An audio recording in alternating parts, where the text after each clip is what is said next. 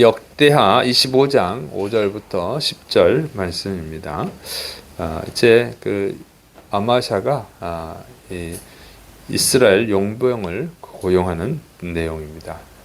자, 이제 역대하 25장 5절부터 6절. 아마샤가 유다 사람들을 모으고 그 여러 족속을 따라 천부장들과 백부장들을 세우되 유다와 베냐민을 함께 그리하고 20세 이상으로 계수하여 창과 방패를 잡고 능히 전장에 나갈 만한 자 30만 명을 얻고 또 은 100달란트로 이스라엘 나라에서 큰 용사 10만 명을 고용하였더니, 자, 아마사는 이제 나라가 견고해지니까 이제 이 잃어버린 영토를 찾을 생각을 한 거예요. 그래서 자기 그 증조 할아버지 여호람 때 에돔이 이제 반란 일으켜서 독립해서 나갔거든요. 그래서 그 에돔을 다시 정복하려고 군대를 이제 모집한 것입니다.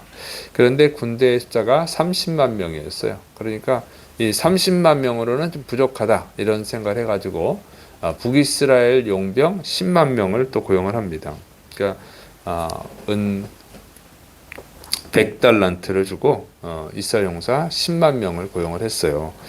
그런데 이렇게 보면은 40만 명이 됐잖아요. 이게 이제 적다고 생각을 한 거예요. 왜 그러냐면은 이 여호사밧, 그러니까 그 아마샤에게는 고조부죠. 고조부인 여호사밧 왕 때 군사력을 보면은 116만 명이에요. 116만 명.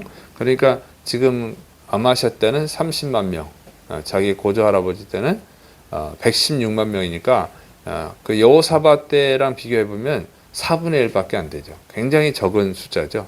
그래서 30만 명 갖고는 안 되겠다 이런 생각을 해가지고 이제 이 10만 명을 더 고용을 한 것입니다. 그런데 그러고 보면 굉장히 군사력이 4분의 1로 줄어들었잖아요. 왜 이렇게 됐느냐? 그것은 이제 하나님이 미워하는 우상 숭배한 결과죠. 하나님을 섬기지 않고 하나님을 뜻을 따르지 않고 우상 숭배한 결과예요. 그 우상 숭배를 하는 이유는 뭐예요? 잘 되려고 하는 거죠. 잘 되려고. 망하려고 우상 숭배하는 사람이 어디 있겠어요? 다 잘 되려고 한 건데 결과적으로는 우상 숭배하면 더 망해졌다. 그래서 하나님을 잘 섬기는 것이 잘 되는 축복의 길인 줄을 믿으시 바랍니다. 뭐 사람들은 예수 믿으면서도 하나님만 의지하고 살아야 되는데 그걸로 내가 지금 축복을 못 받았다 생각을 해서 이것저것 다 해보잖아요. 그러면 그것이 문제인 거예요. 그게. 이것도 의지해보고 저것도 의지해보고 그러는데 모든 생사화복은 하나님이 갖고 있어요. 그러니까 하나님을 잘 섬기면 사실은 복을 받는 거죠. 복을 구해서 받는 게 아니고 뭐 기도를 해서 복을 받는 게 아니에요. 너희는 먼저 그의 나라와 그의 의를 구하라. 그러면 모든 것을 너에게 더하시리라. 예수님 말씀하셨지 않습니까? 하나님을 정말 잘 섬기면 하나님 복을 주실 건데 자기가 하나님을 잘 섬기지 못해서 복을 못 받은 것인데 원인을 다른 데서 찾는다고. 하나님이 축복을 좀 주실 능력이 없나 보다. 뭐 이렇게 생각을 하는 건지. 그래서 막 자꾸 다른 걸 의지하는데 결과적으로 다른 것을 의지했더니 더 불행해졌다 그 얘기입니다. 자, 그래서 하나님을 여러분은 잘 섬기시를 축원합니다.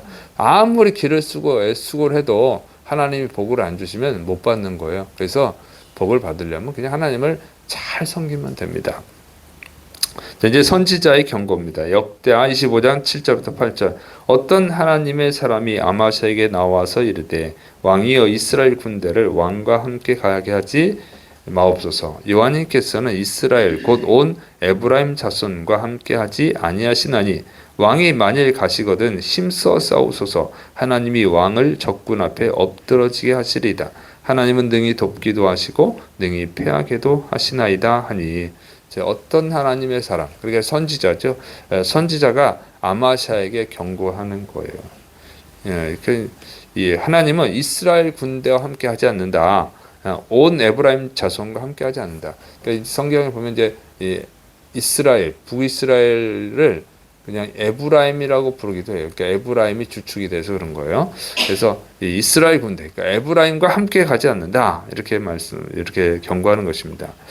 함께 가지 않는다는 것은 무슨 얘기냐면 하나님이 도와주지 않는다 그 얘기입니다.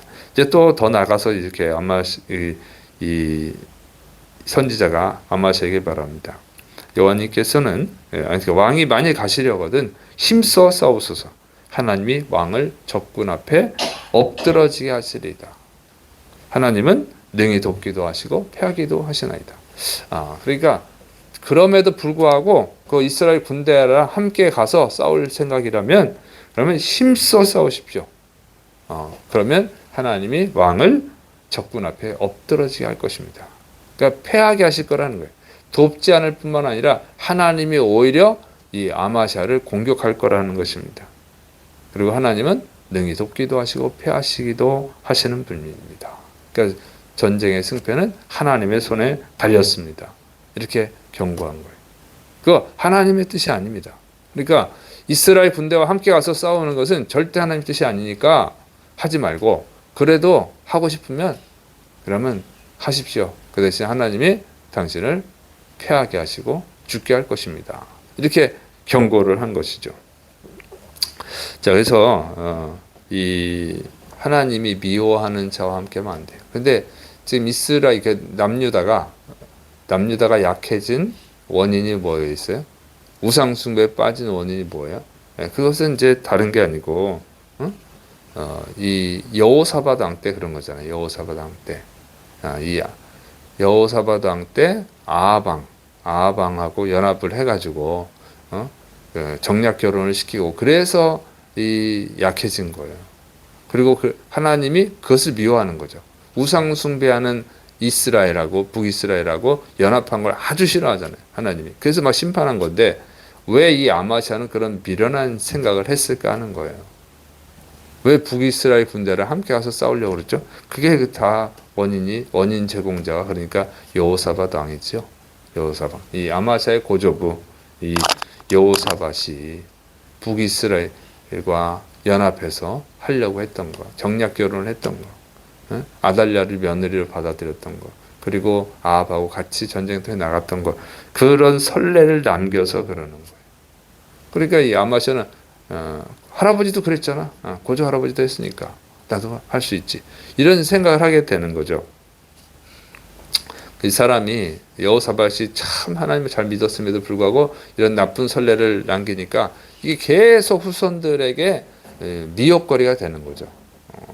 여호사밧도 그랬는데 이렇게 해가지고 자꾸 이게 미련한 짓을 하는 거예요. 미련한 짓. 하나님께 복을 받지 못하고 하나님께 심판받을 짓을 자꾸 하는 것이죠. 그래서 우리 예수 믿는 사람들이 정말 잘해야 됩니다. 후손들에게 주위 사람들에게 이런 빌미를 제공하면 안 돼요. 나쁜 선례를 남기면 안 돼요. 우리는 항상 하나님을 잘 섬기는 그런 좋은 모습을 보여줘야 될 줄을 믿으시기 바랍니다.